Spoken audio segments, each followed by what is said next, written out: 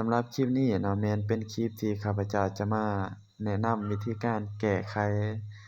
อ่าสำหรับปัญหาการลงคลิปแบบครึ่งหน้าจอลงเพจหั้นนะคลิปสั้นนั้นว่ามันลงบ่ได้อะเนาะบางคนทักมาถามได้ว่ามันคือว่าดาวน์โหลด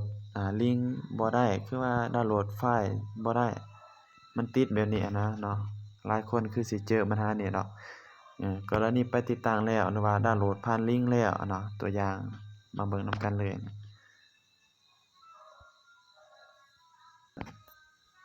เพราะว่าเนาะทางเว็บไซต์เพิ่นนี่หรือว่าทางเพราะว่ากรณีเราไปติดตั้งแล้วเพิ่นให้เรานี่ดาวน์โหลดอยู่นี่นะทุกคนเนาะนี่เพิ่นให้เราดาวน์โหลดลิงก์ตัวนี้เพราะว่ามันมีการอัปเดตใหม่นะแต่กี้หั้นมันมีบ่อนดาวน์โหลดง่ายๆเนาะทุกคนแต่ว่าเดี๋ยวนี้มันสิแม่นมันเป็นแบบสแกมบ่หรือว่ามันปิดกั้นการดาวน์โหลดบ่เราก็บ่จักเนาะนี่กรณีคนกดตัวนี้แล้ว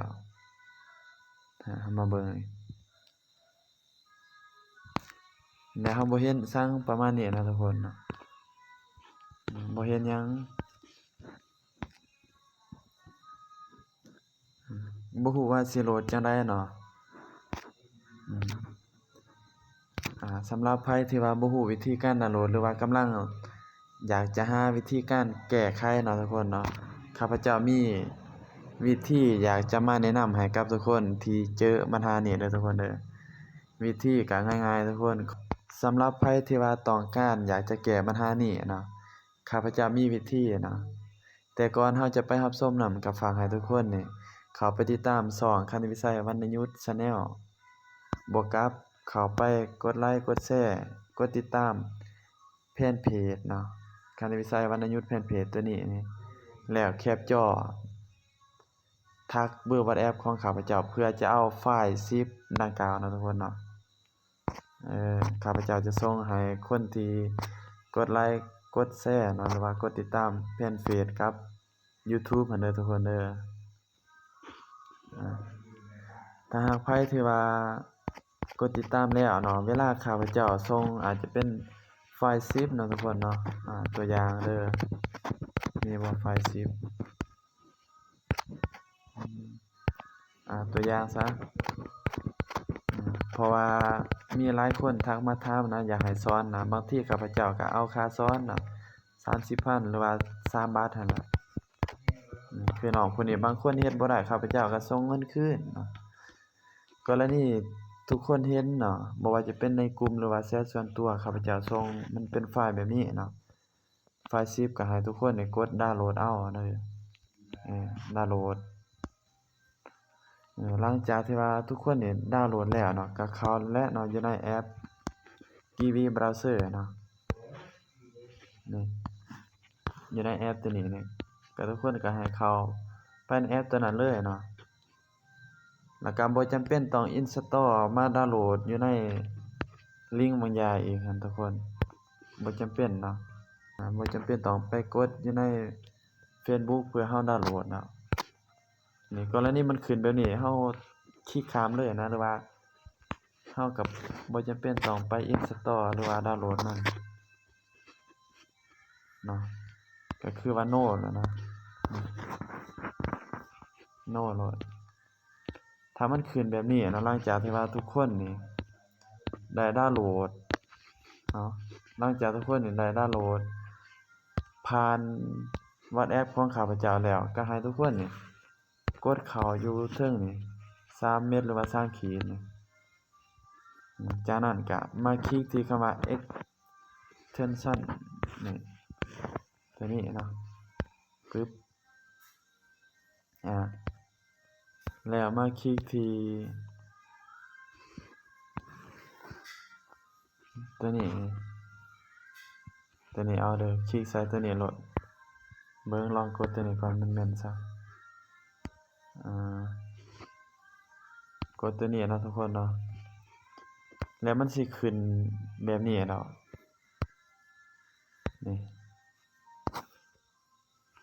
เฉพาะโทรศัพท์ Android เด้อได้เด้อ iPhone นี่มันยังบ่ทันได้เนาะแล้วมาสังเกตเบิ่งนี่มันเป็นไฟล์แบบนี้เด้อทุกคนเด้อกดเข้าไป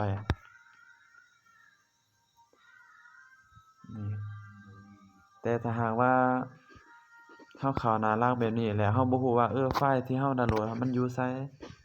ก็กดที่3ขีดอยู่เทิงนี่กด3ขีด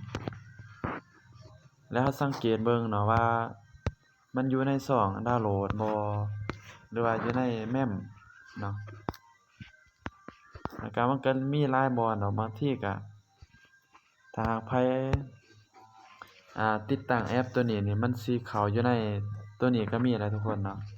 บัญชี Google Drive ของเราอะนะมันมีเนาะแต่ว่าข้าพเจ้าจะขอเลือกเป็นดาวน์โหลดเนาะ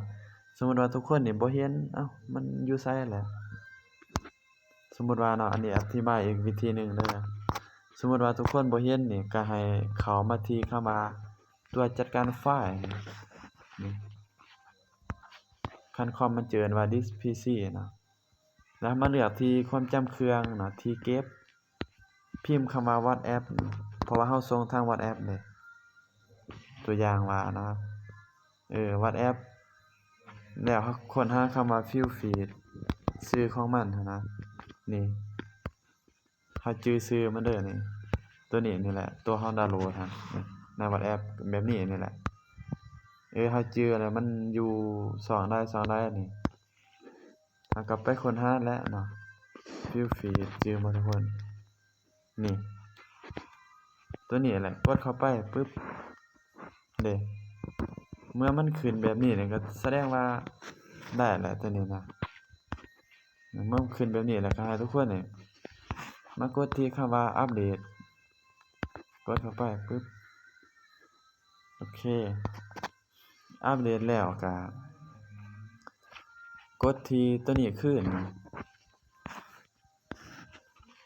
อยู่ในแท็บมันเนาะเราก็ส่วนขยายนี่เราก็กลับสู่ตัวนี้คืนคันมันเป็นแบบนี้ก็ให้เราปัดลงนะก็ให้เราปัดลงคันมันขึ้นแบบเมื่อกี้นะให้เราปัดลงให้มันrefresh หั้นนะเข้าใจบ่ให้มันrefresh มันเป็นแบบนี้คันทุกคนบ่เข้าใจก็กดใส่ตัวนี้ก็ได้เนาะคันว่ามันยากหั่นนี่แล้วมาเบิ่งลูกศรหมุนกลับนี่กดใส่ตัวนี้ปึ๊บโอเคคันมันมักเตือนก็ให้เรากดแบบคือเก่าหั่นแหละคันมันมักเตือนก็ให้เราrefresh นี่ปัดลงแบบบางอย่างแบบข้าพเจ้าแนะนำไปเบื้องต้นบางอย่างนี่ถ้าหากใครเนาะที่ใช้ iPhone บ่สามารถลงคลิปแบบเครื่องย่อได้ด้วยตนเองก็สามารถทักหาข้าพเจ้าฝากคลิปนำข้าพเจ้าก็ได้เด้อทุกคนเด้อข้าพเจ้าก็รับฝากคลิปให้เนาะ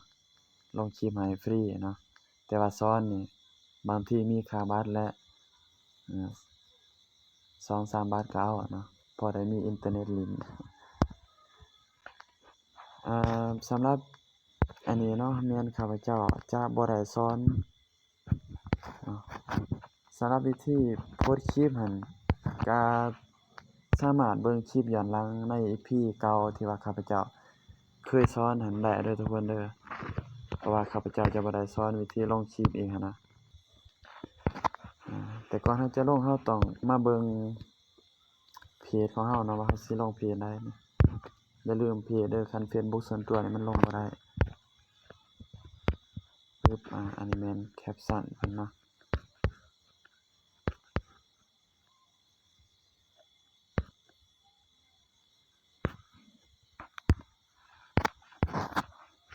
ปึ๊บถ้าหากว่าข้าพเจ้ามีงบเท่านั้นนี่สิมาอัปเดตคลิปใหม่ EP ที่3อีกวิธีการโพสต์แบบเสียเงินหรือว่าเป็นการโปรโมตนี่เนาะแต่ตอนนี้งบน้อยเพราะว่าบ่มีงบหั่นขอเฮ็ดแบบฟรีก่อนเนาะคันเฮ็ดแบบฟรีนี่ทางขายมันสิติดเหลืองๆมันบ่สามารถโพสต์หลายรูปได้เนาะกดที่publish เนาะถ้ามันไม้ติ๊กนี่แสดงว่ามันโพสต์ได้เด้อทุกคนเด้อเราสังเกตเบิ่งอยู่นี่แต่ว่าตัวนี้เน็ตถ้าว่ามันไม้ติ๊กอยู่นี่ก็แสดงว่ามันโพสต์ได้นะทุกคนนะแต่ แต่ว่าตอนนี้ข้าพเจ้าเน็ตช้ามันเลยหมุนติ้วๆอยู่นี่เบิ่งสัญญาณนี่ฮอดบ่ขึ้นซ้ำโอเคโพสต์แล้วเนาะโพสต์แล้วเมื่อเราโพสต์แล้วก็ให้เจ้าของคลิปเพิ่น